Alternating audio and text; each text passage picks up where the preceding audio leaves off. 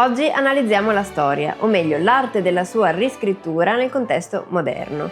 Parliamo di Norimberga, opera del 2025 del cinema giudiziario con un cast stellare, Russell Crowe nei panni di Hermann Göring e Rami Malek nei panni del dottor Douglas Kelly.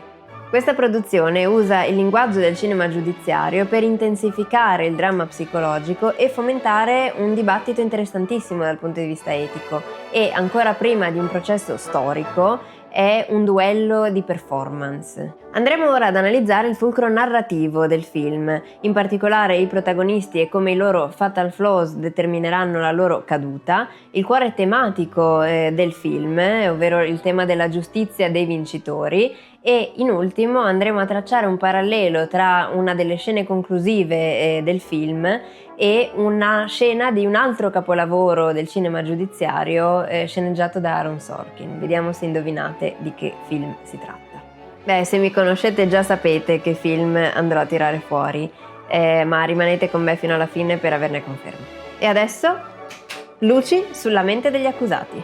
Il film ci catapulta nell'immediato secondo dopoguerra. Il procuratore capo Jackson deve elaborare un'accusa contro i gerarchi nazisti e il cuore del conflitto in questo primo atto non è tanto la colpa degli imputati quanto piuttosto l'autorità legale di giudicare gli imputati per crimini contro l'umanità. La narrazione enfatizza molto la pressione politica alla quale è soggetto il team di Jackson e il tribunale si trasforma in un organo di mediazione tra l'orrore morale suscitato dai filmati dei campi di concentramento che vengono poi proiettati in tribunale e la freddezza della legge e della burocrazia. La posta in gioco ovviamente è provare che la legge internazionale e il diritto internazionale non sono solo un'arma per i vincitori, ma una necessità per l'evoluzione della civiltà, l'evoluzione dell'umanità. A mano che la vicenda si evolve, Norimberga si nutre e vive proprio del conflitto tra antagonista e protagonista, tra Kelly e Göring, i cui ruoli peraltro si alternano e si invertono costantemente a seconda dei punti di vista. Göring è sia protagonista che antagonista e Kelly è sia protagonista che antagonista. Entrambi i personaggi sono due facce della stessa medaglia, l'orgoglio strategico e cinico e l'emotività ferita. Russell Crowe incarna un Hermann Göring non solo astuto, ma con una presenza fisica estremamente intimidatoria. La sua interpretazione è un capolavoro di cinismo e astuzia, che rende il gerarca il perfetto antagonista dal palcoscenico, che domina l'aula di tribunale. Göring è uno stratega cinico, proprio orgoglioso del suo stato di numero 2 del Terzo Reich, di braccio destro di Hitler. Il suo fatal flaw non è la cattiveria, bensì la lealtà assoluta e incondizionata all'ideologia nazista che quindi funziona come sua armatura sicuramente, ma anche come suo punto debole e proprio su questo punto debole l'accusa dovrà andare a colpire per spezzarlo e sconfiggerlo. C'è poi Rami Malek che conferisce al dottor Kelly un'aria di intensa e sensibile devozione etica. È un po' l'occhio dello spettatore all'interno della mente del male. Il suo obiettivo è scientifico e oggettivo. A lui interessa semplicemente capire. Il fatal flaw di Douglas Kelly consiste proprio nella sua profonda empatia e nella sua eccessiva emotività.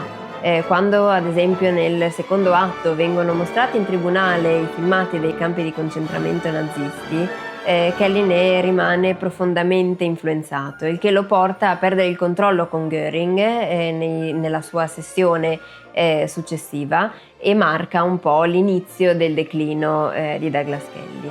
Ecco che questo personaggio quindi mi sembra che ritragga perfettamente il costo umano dell'ideologia e della storia. La tragedia di Kelly si compie poi quando Göring commette suicidio, scegliendo quindi come morire e vincendo la sua ultima battaglia contro la giustizia, mentre invece Kelly ha lottato perché Göring venisse consegnato alla giustizia e subisse la condanna che era stata prevista per tutti i criminali nazisti, ovvero l'impiccagione. Kelly qui è devastato dal fallimento del suo approccio scientifico oggettivo che però mal convive con la sua emotività e l'empatia della quale parlavamo prima, e anche della consapevolezza che Hermann Göring forse aveva ragione, che effettivamente l'umanità è destinata a ripetere i propri errori e che la storia, forse, per dirla con le parole di Nietzsche, è effettivamente un eterno ritorno. Comunque su questo concetto ci torneremo tra poco. Al di là delle singole colpe, il film pone come tema centrale una domanda: con quale diritto? È Göring a lanciare questa bomba filosofica quando dichiara all'inizio che questo processo, il processo di Norimberga, è una mera formalità di guerra. La sua tesi è semplice, cinica e crudele. Voi americani avete vinto la guerra e quindi vi trovate nelle condizioni di giudicare noi nazisti. Se fosse stato il contrario, se avessimo vinto noi, ora saremmo noi nazisti a processare voi americani per crimini di guerra e chissà quali altri capi di accusa. La forza fa il diritto, si direbbe in termini di relazioni internazionali, in pieno spirito realista. Il film mostra particolare coraggio nel non evitare questo tema, ma anzi nell'erigerlo a cuore morale ed etico della vicenda, suscitando un dibattito e stimolando una riflessione chiave e molto interessante dal punto di vista etico, come dicevamo all'inizio. La battaglia finale quindi non è semplicemente un atto di vendetta, di violenza da parte dei vincitori sui vinti, ma nel film viene presentata proprio come un atto di creazione legale necessario per l'avanzamento dell'umanità in senso morale ed etico, per la sopravvivenza della civiltà e dell'essere umano inteso come essere etico e essere moralmente evoluto. Quindi il film presenta la tesi secondo la quale il processo, la legge internazionale, il diritto internazionale si collocano al di sopra delle dinamiche realiste tra i vincitori e i vinti. Attraverso il personaggio di Göring, il film veicola poi il pensiero secondo il quale l'umanità tende sempre a ripetere i propri errori, tende sempre a ripetere dei comportamenti all'infinito.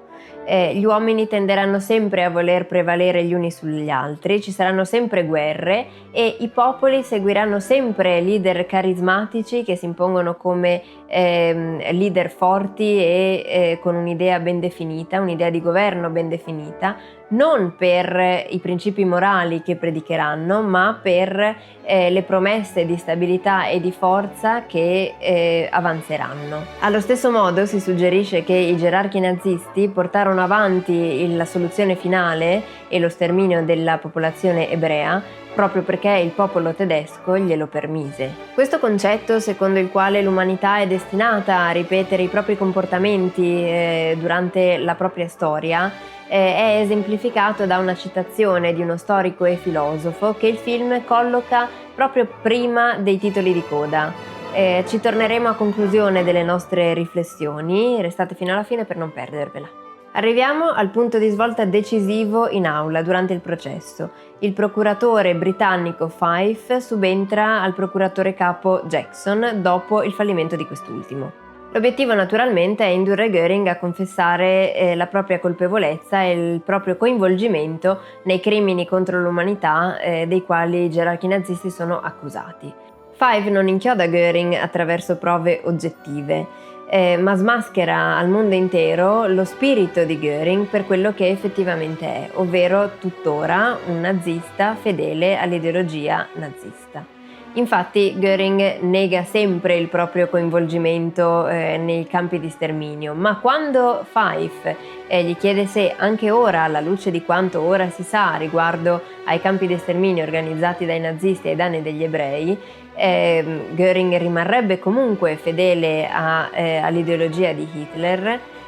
Göring si conferma quindi nazista e conferma quindi che l'ideologia nazista e la sua identità sono inscindibili e fanno parte della sua identità, dichiarandosi quindi automaticamente colpevole.